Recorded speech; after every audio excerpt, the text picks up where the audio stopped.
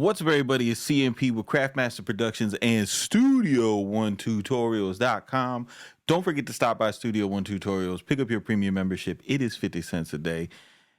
Join the Discord, get access to CMP Request Live. Again, Studio One Tutorials, the only place I do user requested content. The site is 100% user request driven. Also, please don't forget to stop by cmpkits.com. Get yourself a copy of Memphis Gold, my new Ableton Live cheat code template. I'm telling you, it is amazing. Follow me on Instagram. It is the fastest way to get a response out of me if you're having any type of trouble whatsoever, or if you just want to talk about how, the Miami Heat or bubble flukes. I am here for the smoke. So today what I want to do is I didn't want to respond a whole bunch of comments because I could just make a video about this. And Bolo went ahead and made a video asking his subscribers how they felt about Studio One and some specific questions. So what I want to do is I want to play the questions and I'm going to respond to them, right? So let's go.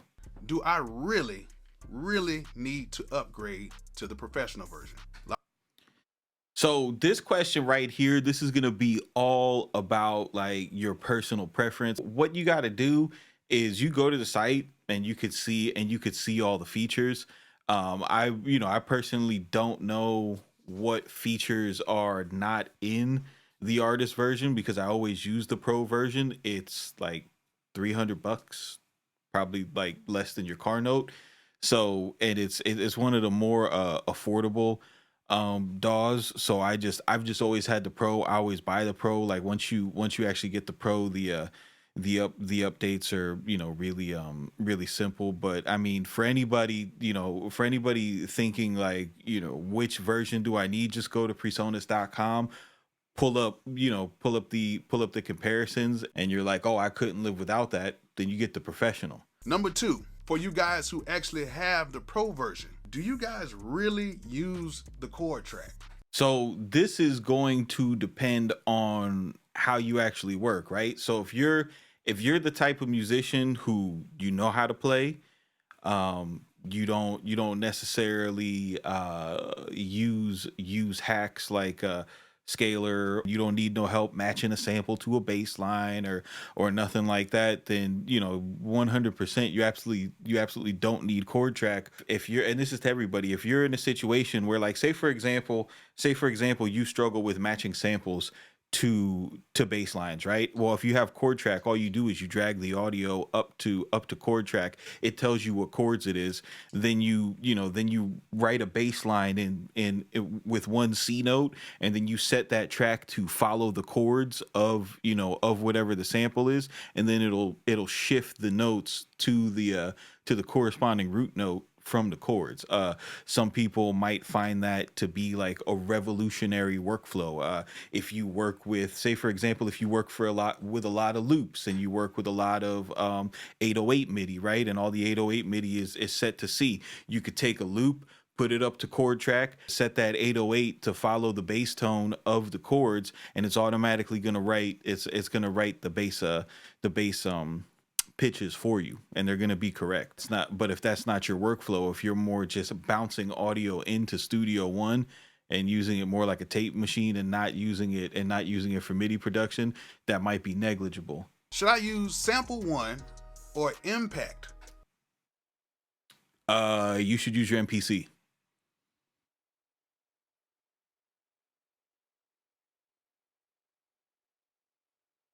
And if you don't want to use the MPC hardware, you should use the MPC VST. It sounds way better than both of your options. For example, the only reason why I use Sample One, or say I'm in a world where I don't have the MPC free software, say MPC Beats wasn't free, you use Sample One. It's easier to separate the tracks, right? The advantage that Sample One has is that if you say you take a kick, right, from a BWB kit or something, and you save that as BWB Wave 8, when you go ahead and you load that back up, okay, when you load it back up, you're gonna have, and you click the left and right arrows on top where you see the name of the samples. You could scroll through through the whole entire folder that sample is contained in.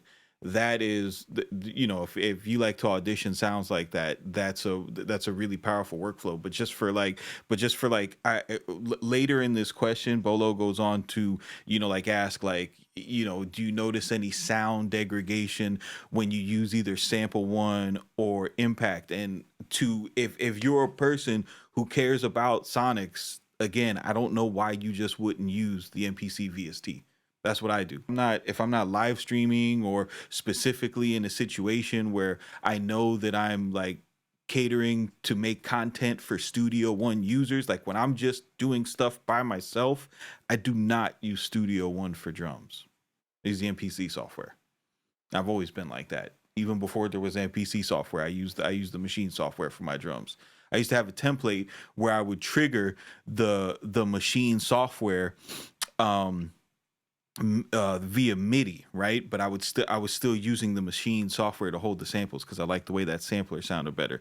If you like, if you're in a situation where you want to, you know, have the Studio One piano roll or the Studio One step sequencer trigger your sounds, you could still do that with the, you know, with the MPC. No, if you use Impact, you cannot spread things across the keyboard. That's one of the many reasons why Impact is a deal breaker. Should I get the subscription, or should I just go ahead and just pay for the full upgrade? You should go ahead and pay for the full upgrade. I know the subscription is like $15 a month, something like that, and it's like the whole Sphere thing. But God comes in. Do you guys notice that Studio One crashes a bit? Because I've been using it.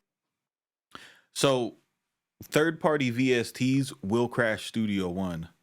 Studio One knows this, and it's um a conversation I had by proxy with Yakov from Mixed and Key.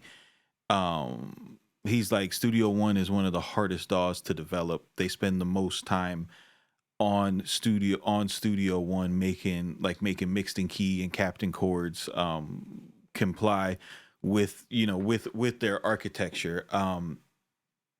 The Studio One is aware of it, and they introduced the pettiest update in 5.2, where if there's a crash in Studio One, it will give you a it'll tell you which VST crashed the DAW. Because like if you use Studio One stock, it never crashes. But if you use third party plugins like we all do, you're gonna have a problem. And the reason why you're gonna have a problem is because, like me and everybody else, we're not constantly checking for VST updates. But if you have all your software updated, you're not going to have crashes. And the reason why you do not see like the crying memes of people making beats inside Studio One and being like, oh my God, that point is where you forgot to hit Command S. Like the reason why you don't see, like you see FL Studio with the crash memes, but you don't see it with Studio One, is because Studio One has autosave, and it automatically saves every 5 minutes. It's easy to recall. You could set it to autosave every 30 seconds. You could set it to autosave every 5 minutes. So like you never lose more than 5 minutes worth of work in the event of a crash, right? So while Logic might not crash as much, like can you press Command M and bring up Melodyne and make changes through real ARA like on the track? No, you can't. But you know. But yeah, so as long as you have your stuff up to date, like crashes, it's such a minimal issue. And then if for some reason you do have a crash, you just open the last project right up, and all your work is there. You might have to, at the very most, like remember what Arturia preset you picked while you were playing your chords, and that's pretty much it. So I think like for people, because the way that I Came across Studio One is like 10 years ago. My house got robbed on my birthday, and my whole studio got taken away, so I had to get a PC. I wound up talking to the people at Guitar Center. At that time it was Studio One 2. They were like, that this is the program that's the most like Logic. I was able to import the Logic key commands onto Studio One, so it was very easy to work with. Within working with Studio One for like 3 months, I was like, yo, I will never go back to Logic.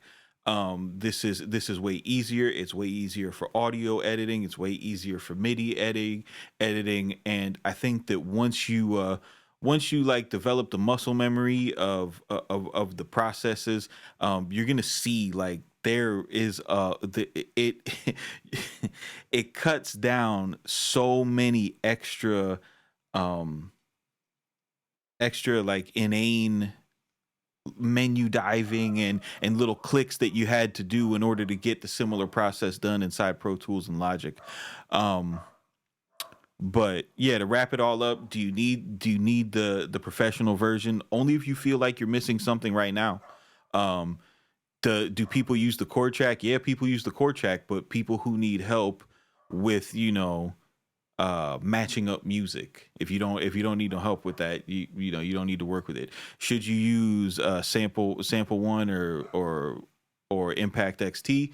You should use your MPC, really.